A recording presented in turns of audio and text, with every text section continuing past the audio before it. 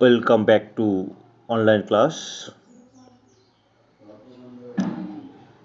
At the beginning of the class, I would like to say all of you Shubho Bijaya. In our today's class, we are reading in chapter 7th.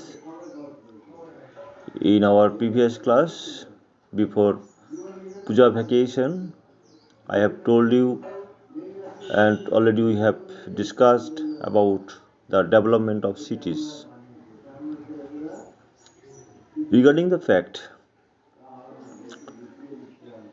I have mentioned the urban civilization, and the Harappan civilization was the first urban civilization in Indian subcontinents. And some special characteristics that I have mentioned in my last class or previous class. And in our today's class, I would like to discuss about the association of traders and craftsmen. Okay, again I am repeating the association of traders and craftsmen. Now, I would like to discuss about the association of traders and craftsmen as well as their activities and formation of traders association, etc. Okay, you know from 6th century BC, trade and commerce had increased remarkably. Association of association or guilds of merchants and craftsmen had also been formed. These guilds helped to resolve disputes concerning craftsmen and traders. Besides, the guilds used to take care of security of the professions as well as determine the quality and prices of goods. The guilds are alternatively known as Sreni or Gon, etc. If we discuss it according to the different periods of in our ancient period, that is in Kushana age, the villages had grown up around particular occasions. Sreni or guilds operated according to their own rules. However, in case of serious disputes, the king or emperor took necessary steps to solve the disputes. These guilds are involved in regular cash transaction also.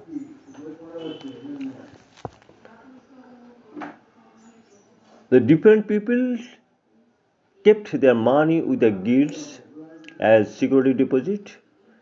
Besides cash, land, trees, etc. are also mortgaged to the guilds. Interest was paid against the deposit amount. That deposit amount was invested in the manufacture and crafts. In this way, the guilds are used to function somehow like a banks. The Kushana, Satvahana, and the Sakhatrapa were engaged in bitter conflicts over a diamond mine in the north part of the river Narmada. The economic importance of the guilds had further increased during the Guptas and post-Gupta period. According to historical evidences or the documents tell us that a number of officers were also employed to supervise the activities of the guilds. There was an increase in role of wealthy merchants in the administration of the cities. Okay, and in this period that we are discussing, Many silver coins and gold coins of the Gupta period have been discovered. The gold currency introduced by the Gupta emperor was known as dinar or subarna. Silver coins also introduced for the first time during the reign of Emperor Chandragupta II. It was known as rupak. Gold and silver coins also mostly used in commercial transactions. Gupta rulers had also introduced copper coins for daily uses, but Bakatak rulers, who were the contemporaries of the Guptas, did not introduce any coins. Therefore, there was no uniform currency system in the all parts of Indian subcontinents. Besides, with the increase of agriculture, commercial activities was decreasing. As a result, the cities were becoming economically weaker. In the guild system of that period, Varnashram or caste division were prevalent in the cities. It was not followed that rigorously, though the attitude of the Brahmins towards the lower caste in the society had not changed much. Different punishments were meted out of the Brahmins and Shudras of the same offense. When taking loans, Shudras had to pay a very high rate of interest. However, the Shudras could engage in cultivation, animal husbandry, and trades. The conditions of the Chandala was deplorable. deplorable. They could not reside with the village or city limits. The Brahmins avoided being touched by them. So, untouchability was prevalent in this society. And the another terms is here. This is Stridhan. What is this? At the time, there was a tradition of giving early marriage to daughters. At that time, daughters used to receive some wealth over which they enjoyed sole right. This was known as Stridhan. Women could use that as they wished. However, the tradition of the Stridhan was not a vogue among all the caste. And in this time, so casteism and Varnashram system was prevailed, and the Stridhan was very natural things in this period. Okay.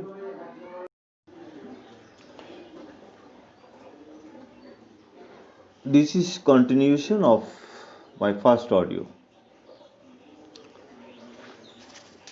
In the first part of the audio, I already have told you the association of traders and craftsmen. And now, in this audio, I would like to tell you about the Indian society.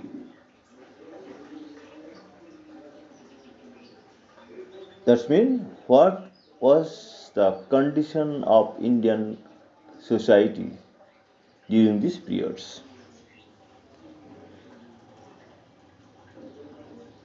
To discuss this topic or this subject, we shall have to tell you again, the Varnashram system was prevalent in Indian subcontinents, mostly Gupta or Kushana and other periods also. And so many people came India in different periods. And necessity of their coming was not same. Someone was travelers, someone was businessmen, and after coming India,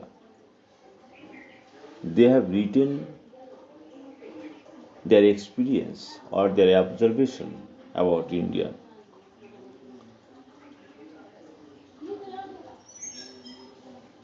Anyway, if we mention this, during the reign of Gupta Emperor Chandragupta II, Fahian had come to Indian subcontinent from China. You know already, I have told you. His writings provide many descriptions about society and people of the subcontinents. However, in his writings,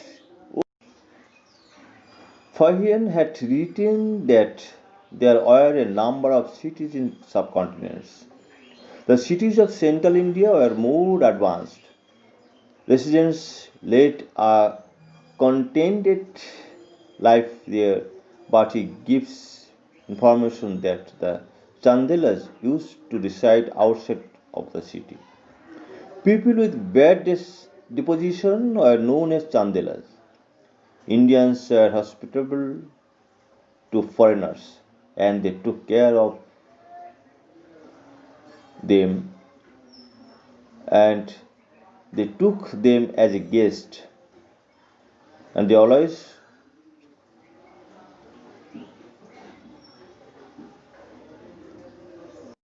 Pataliputra was the best city of the country.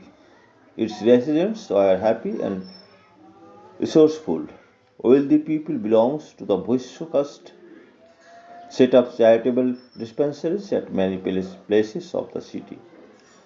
Medicines are given for free from these places.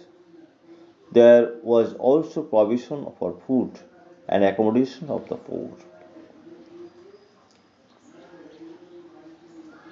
And so many so many foreign travelers came to India already. I have told you, and according to the one of the another travelers or foreigners, according to his description, the country is divided into five parts: north, south, east, west, and central. According to Yang Sang, it was the warm country. It experienced regular rainfall. The land in the northern and eastern regions was extremely fertile. The houses in the city used to made of bricks and tiles. The verandas of the houses were made of woods. Dates and different kinds of expensive stones and metals were prevalent. Rulers used to take care of the need of the common people, and this was the most important things of that period. And the role of traders and craftsmen also an important part of the Indian history. Okay,